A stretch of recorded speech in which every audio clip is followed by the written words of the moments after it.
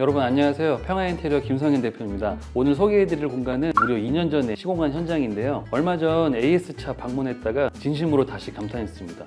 와, 이 공간은 왜 시간이 지나도 안 촌스럽나 생각을 해봤더니 요즘 트렌드에도 전혀 잊혀지지 않고 오히려 그 당시엔 고가라 쉽게 못 쓰던 자재들이 지금 보니까 더 빛을 발하더라고요. 이번 현장은 동탄역 반도유보라 아이비파크 5차 39평 아파트인데요. 39평을 50평처럼 만들 수 있는 핵심 노하우 낱낱이 공개할게요. 저랑 같이 가보실까요?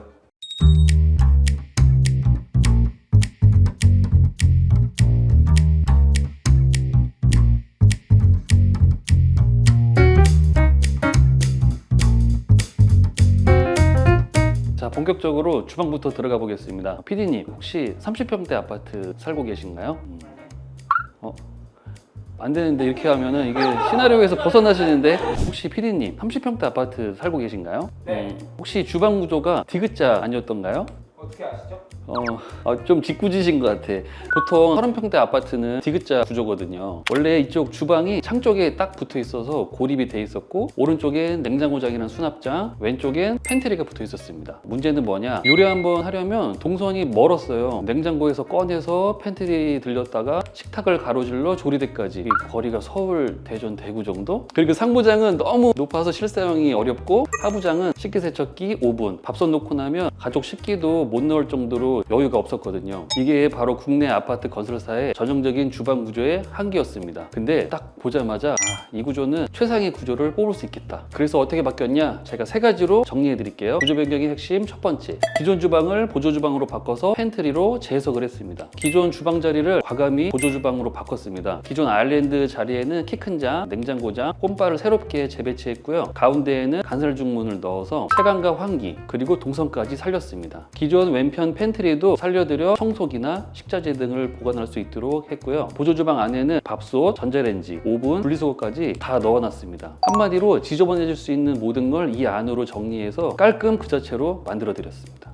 키 큰 장은 삼익산업의 알렉으로 천연 무늬목 제품입니다. 결이 깊고 고급스러운 텍스처 덕분에 공간 무드 자체가 달라집니다. 간살 중문도 같은 오크 수정으로 제작해서 기능성과 미감 둘 다 고려했습니다. 자, 구조 변경 핵심 두 번째, 냉장고장 철거, 아일랜드의 확장. 오른쪽 벽을 막고 있던 900폭의 냉장고장 과감히 철거했습니다. 그 자리에 아일랜드를 넣었고 냉장고는 아예 후면 벽으로 이동시켰습니다. 공간이 확 트이고 동선이 한 번에 정리되었어요. 이렇게 냉장고에서 꺼내고 개수대에서 세척하고 인덕션에서 조리하고 바로 앞에서 식사, 한 줄로 이어지는 완벽한 주방 동선 딱 만들어졌습니다. 상판은 이탈리아산 칼라카타오로 세라믹, 길이만 무려 3600에 1100, 웅장한 사이즈입니다. 전면에는 블럼 하드웨어를 사용하고 다리 공간은 25cm 줄여서 간단한 식사를 하실 수 있게 만들어 드렸습니다. 체어는 5도 코펜하겐 코체어입니다. 후면에는 양념장, 수저함 등 서랍 형태로 제작을 해서 허리를 굽히지 않고도 무거운 그릇이나 냄비를 사용할 수 있도록 했습니다. 후전은 독일 한스그로의 싱크볼은 블랑코, 디자인과 내구성, 관리의 편의성까지 고려한 조합이에요. 식기세척기는 독일 밀레 메리평, 인덕션은 엘리카 후드 일체형 제품으로 시선을 해치지 않으면서도 성능은 최상급으로 시공을 했습니다. 냉장고는 리페르 원도어 분리형,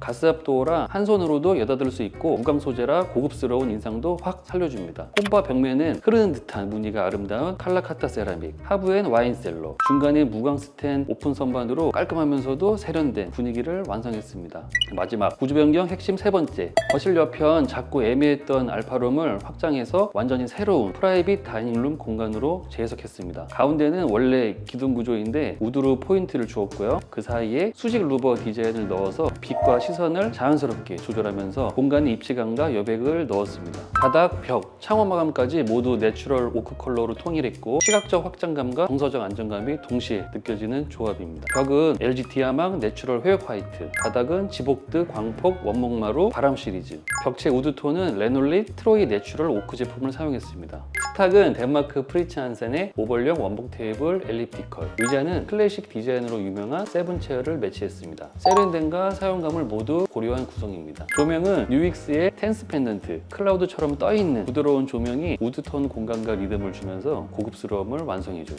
마지막으로 벽면 책장은 USM 칼러 시스템 가구로 마감을 했습니다. 자, 이제 거실로 가볼까요?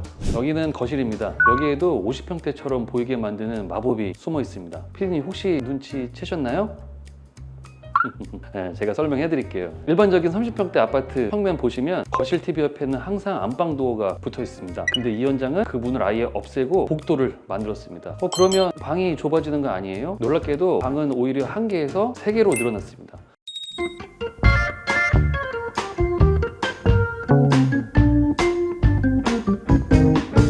복도를 따라 쭉 들어가면 왼편엔 서재가 나옵니다. 여기가 원래 안방 침대 자리였어요. 고객님이 재택근무를 자주 하셔서 맞춤형 기성 가구를 활용해서 서재 공간을 만들어 드렸습니다. 이제 안방으로 가보겠습니다. 서재에서 꺾인 복도를 따라 들어가면 안방입니다. 이 공간 원래는 작고 애매한 알파 룸이었어요. 그런데 주방 옆 키 큰 장으로 출입 통로를 막고 복도를 통해 안방으로 들어오게 구조를 바꿨습니다. 완전히 새로운 동선이 된 거죠. 헤드보드는 공간 전체 무대에 맞춰 내추럴 우드톤으로 맞춤 제작을 해드렸고요. 조명은 아르테미데에 벽등을 설치해서 따뜻하고 포근한 분위기를 더했습니다. 여기까지 오면 대부분 고객님들이 진짜 39평 맞나요? 하시거든요. 그런데 방이 하나 더 있거든요. 그럼 마지막 공간 보러 가실까요? 침실에서 나오면 바로 연결되는 공간이 드레스룸이에요. 화장대는 덴마크 브랜드 몬타나 제품을 사용해서 컬러감도 살리고 공간에 유니크함을 더해줬습니다. 자주 입는 옷은 한눈에 바로 보이도록 오픈형 팬트리식 시스템장으로 제작을 해서 실용성도 뛰어난 구성으로 설계를 해드렸습니다. 그리고 자주 안 입는 옷은 붙박이를 구성해서 수납이 용이하게끔 설계를 해드렸습니다. 그럼 안방의 마지막 공간, 욕실로 가볼까요? 안방 욕실은 큰 구조 변경 없이 색감과 소재의 조합으로 분위기를 완전히 바꾼 공간이에요. 먼저 전체 타일은 베이지톤 콘크리트 타일로 베이스를 하고 여기에 우드 패턴 타일을 조합해서 따뜻하면서도 고급스러운 욕실 구도를 연출했습니다.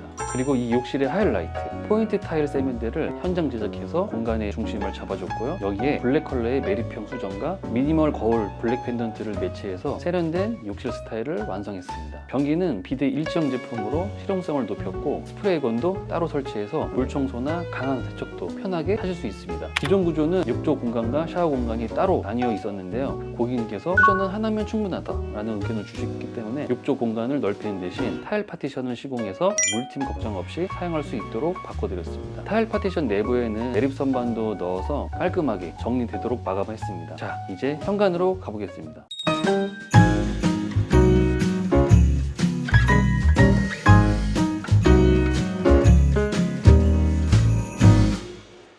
여기는 현관인데요. 처음 구조는 솔직히 너무 아쉬웠습니다. 좁고 길게 빠진 구조에 왼쪽에는 덩그러니 신발장이 하나 있었고 중문도 없던 상태였습니다. 현관 중문 되게 중요하잖아요. 그래서 중문을 넣으려 했는데 문제는 입구방이 아이방인데 아이방 도어랑 간섭이 생기더라고요. 그래서 일반적인 스윙 도어나 삼연동 도어는 설치가 어려웠습니다. 저희는 벽체를 살짝 조정해서 슬림한 포켓 도어형 중문을 맞춤으로 제작을 했습니다. 원목 프레임에 슬림한 손잡이까지 적용해서 디자인과 실용성을 모두 챙긴 구조였죠. 하포장 위에는 가벽 안에 자석판을 시공을 해서 가족들의 해외여행 추억이 담긴 마그넷 전시 공간도 따로 연출을 해드렸습니다. 여기는 공용욕실입니다. 이 공간은 큰 구조의 변경은 없었지만 작은 디테일로 완성도를 높인 공간이에요. 기존엔 알록달록한 색감의 타일들이 혼재되어 있었는데요. 전체를 은은한 아이보리 톤의 600에 1200 타일로 깔끔하게 통일을 했습니다. 샤워 공간에 타일 파티션을 시공을 해서 물튀김 방지, 공간 분리까지 정리해드렸습니다. 이 집은 운이 좋게도 탑층이라 천장이 높았는데요. 그 점을 살려 욕실 층고를 최대한 끌어올렸습니다. 탑층이 아니더라도 배관 높이를 체크하고 공간이 나온다면 욕실 천장 높이는 작업은 꼭 고려를 하셔야 한다는 점.